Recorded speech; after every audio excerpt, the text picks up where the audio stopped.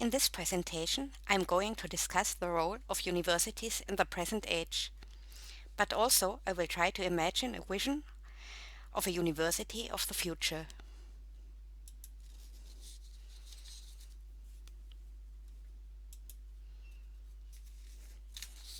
The goal of this presentation is to discuss the potentials of digitalization and globalization to turn a traditional ecosystem, local and elitist university, into an innovative ecosystem, global open learning environment, where not only academics but stakeholders from all connected systems co-create strategies for innovation and trigger social ecological transformation. I will emphasize the aspect that such a transformation will lead to a changed learning culture and will require very complex processes of learning and unlearning.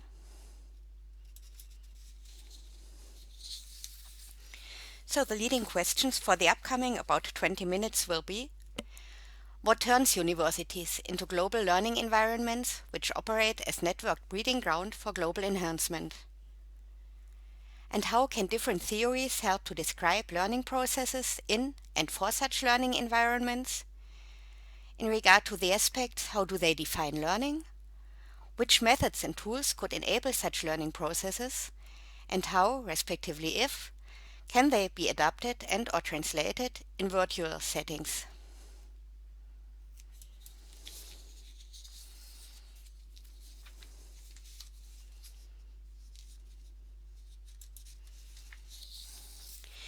Digitalization and globalization not only offer tools to connect global learning environments, they also crucially change the environment where learning processes take place.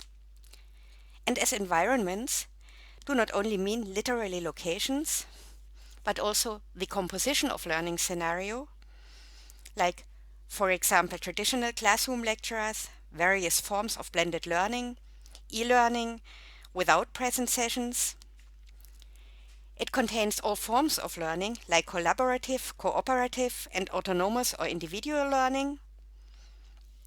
The elements and tools which constitute these different scenarios, like software, hardware, learning platforms, and in a rising amount also social networks.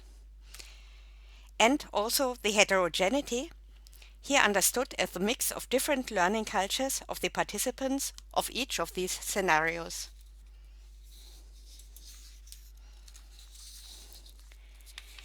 In a keynote on global perspectives on culture and online learning, Professor Gunnar Vardena stated that we would lack a universally applicable theory for classifying cultural differences and, especially in technology-mediated learning environments, it would be really challenging to define culture. But, on the other hand, it would also open up for us a huge possibility to define culture in relation to our own context.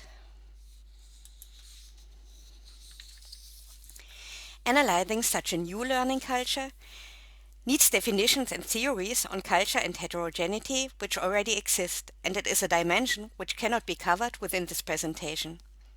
Nevertheless, I want to emphasize the importance of studies and theories, like Hofstede's 6 Dimensions of National Culture as Collective Programming of the Mind, or Bonham, who researches cultures in the context of distance education, and to seize the danger that the lack of common culture could create problems in the more interactive forms of distant education, or Uwe Ehlers, who understands culture as a holistic concept for higher education. And for further research on global networked learning scenarios, research on global networked learning scenarios will have to implement and to redefine the question of culture and heterogeneity, specifically for global virtual learning communities. Already in 2009, the UNESCO stated that it is necessary to rethink the foundational principles that guide policy and practice for the future of learning in a changing world. And in the context of this presentation, the foundational principles can be listed as a view on universities as ivory towers, on teachers and lecturers as sages on the stage, on students as an assumed relatively homogeneous group of learners in regard to foreknowledge and learning experiences. They define learning environment as lecture hall and learning processes as transferring and assimilating expert knowledge. To change these foundational principles will imply to redefine the role of universities.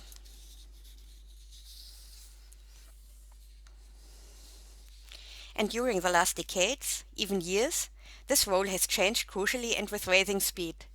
Some even ask if the age of universities in the West is getting to a close, whereas Sharma envisions universities as the birthplace and nurturer for ideas and practices that can change the world. Fact is that the role has changed already from scholastic university with focus on teaching towards the recent, at least in Western societies, classical Humboldt model of a unity of research and teaching, and it is about to expand into a unity of praxis, research and teaching. And this process of change will have to be a disruptive innovation. And an industry is ready to be disrupted when one of three things happen. It outgrows its business model, its offer is no longer appealing to its customer base, or technology has pushed it out of relevance. All three of those things are happening in higher education right now, stated Lorenzo already in 2016. And she proposed as a possible solution that, as higher education tries to innovate, it will have to look at how people who acquired the expertise outside of the academic system might provide value inside of it. And there are already many claims to turn universities from ivory towers and places of mere academic theoretical work into places where students could study in praxis environments instead of sitting in lecture halls, and where learning is more praxis-oriented instead of only theory-based. Another or slightly different approach could be to fuse theory and praxis and to foster network platforms in the form of by changing the claim of looking at people outside the academic system into the claim of bringing multi-stakeholders into the universities, to enlarge those from an ecosystem of academics into an ecosystem of multiple stakeholders.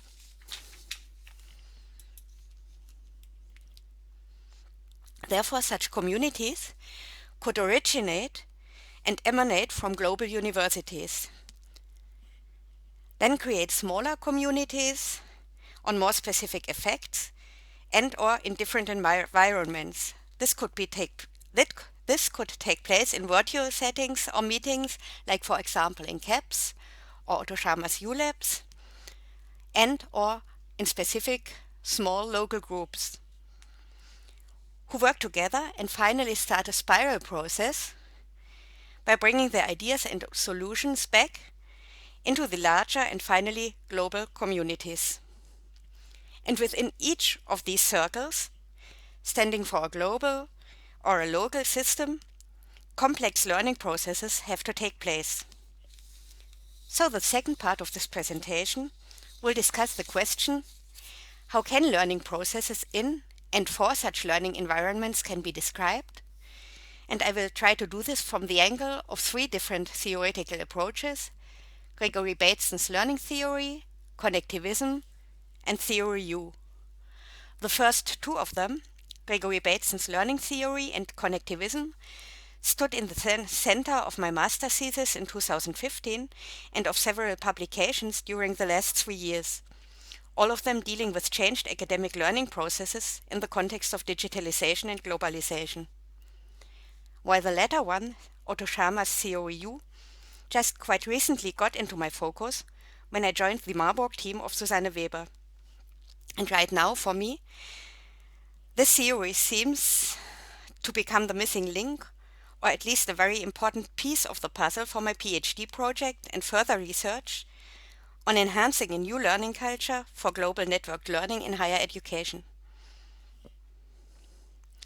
I think that fusing or merging different approaches, which look at the complex process of learning from different perspectives, which set different foci and have different goals could be very efficient and can lead to emergence. Bateson's theory of learning implies that experience, acting, and communication, all of those crucial elements of learning processes, can be punctuated, subdivided in sequences or contexts. One of the essences of Bateson's learning theory is that learning is not an isolated process, but a complex process which is always embedded in different contexts, different sets of contexts, and context markers. Contexts are specific, like for example, a specific learning context or the recent social context, while sets of contexts depict that each context is also embedded in further contexts, like for example, learning context is always embedded in political contexts and economical contexts. And context markers, finally, can be described as symbols for or punctuation of patterns. In interactions, participants interpret symbols different, or they make different punctuations of cause and of effect. And as long as this setting of context markers remains unconscious, they will disturb the interaction and hinder processes of cooperated learning. Bateson's definition of learning as a rising awareness of contexts and sets of contexts, which enables to reframe these by finding new, commonly created context markers, can be helpful to analyze learning processes in a new learning culture and within networked global communities. And this would require a rise from learning on the level of learning 2 to learning on the level of learning 3. As learning 2 means remaining in an economy of thought processes, while learning 3 throws these unexamined premises open to question and change. But Bateson also emphasized that learning 3 is rare, even in human beings, and that it will be difficult for scientists who are only human to imagine or describe this process. But Bateson wrote his theory of learning in 1972, and at this time it was rather difficult, or maybe impossible, to imagine the extent of potentials which digitalization and globalization would offer nowadays, and really difficult to describe processes which could be fostered and enabled nowadays with the support of technology-enhanced learning. And this is what Stephen Downes and George Simons did when they developed connectivism as a theory and MOOCs as a concept to enable networked global learning communities. Opposite to Gregory Bateson and the School of Palo Alto, George Simons and Stephen Downes were scientists, or are scientists, who became known due to at this time very recent and innovative ideas on learning processes in the digital age. It focuses on learning networks and on learning in networks, which Simons described as a network phenomenon influenced, aided, and enhanced by socialization, technology, diversity, strength of ties, and context of occurrence. And he emphasized that exponentially developing knowledge and complexification of societies require nonlinear models of learning and of knowing. They developed various approaches for technological enhanced learning like MOOCs and models for learning analytics, but also emphasized that networked approaches, being social or technological, scale in line with changes, but would require a redesign of how we teach, how we learn, how we see learning, and how we come to know. And while connectivism is described as a theory for the digital age, the next and last theory is Otto Scharmer's theory U, a living field theory for collectively creating the future.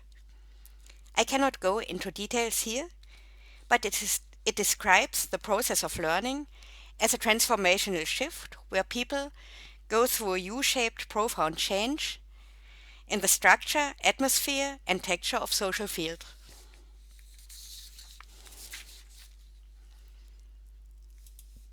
The theory can be used as a framework as a method for leading profound change, as a way, but also as a way of being. And, in accordance to Bateson's learning theory and connectivism, it describes the quality of the results that we create in any kind of social system as a function of the quality of awareness, attention, or consciousness that the participants in the system operate from.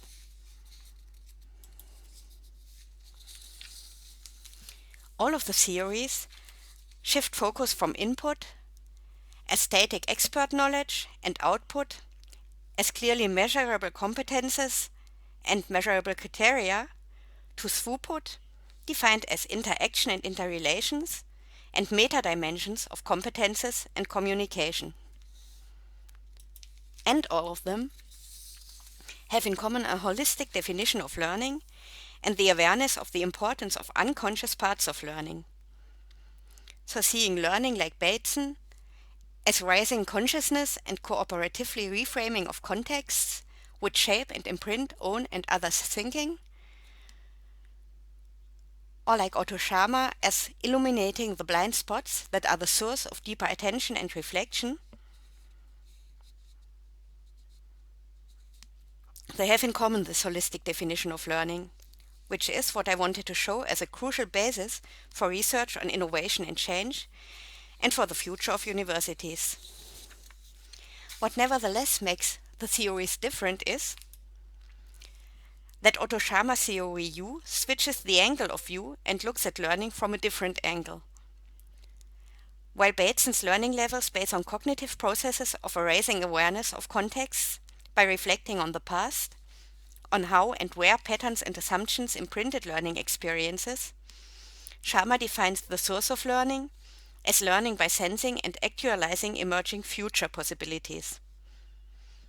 And while most MOOCs still focus on the search for new didactics for technology-enhanced learning, Schama's edX MOOC ULab aims to develop a social technology that enables not only individuals, but complex systems to learn from the emerging future by actualizing emerging future possibilities. And for further research, it will be promising to analyze these differences, for example, by using Otto Schama's grammar of the social field and his circle model for causes, 4 types of causation, which is based on Aristotle's framework of 4 different types of causation.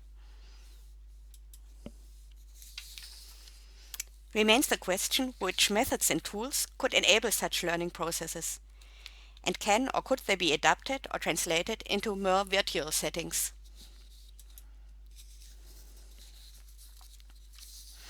As depicted within this screenshot, taken from a YouTube video, Steps Toward Digitalization, from Professor Handke from the Philipps University of Marburg, there are already plenty of tools which can be implemented as well in lecture hall face-to-face settings, as well in scenarios for self-organized learning, for example online learning, outside the lecture hall. And again, the time does not allow to go deep into details of the tools and methods, but it is a dimension which, due to fast-paced innovations in technological solutions, permanently goes on changing and is crucially important for further research on global network learning environments. And as it was shown by discussing the theories, there are different angles also to look at tools and methods for digitalization of learning and teaching. Some of them, like ePortfolio, weblogs, and peer feedback, are more cognitive solutions to reflect different kinds of content, while others, like agile project management, Scrum, or design thinking, focus on innovation, imagination, and creativity. And again, I propose to use both to reach emergence by combining solutions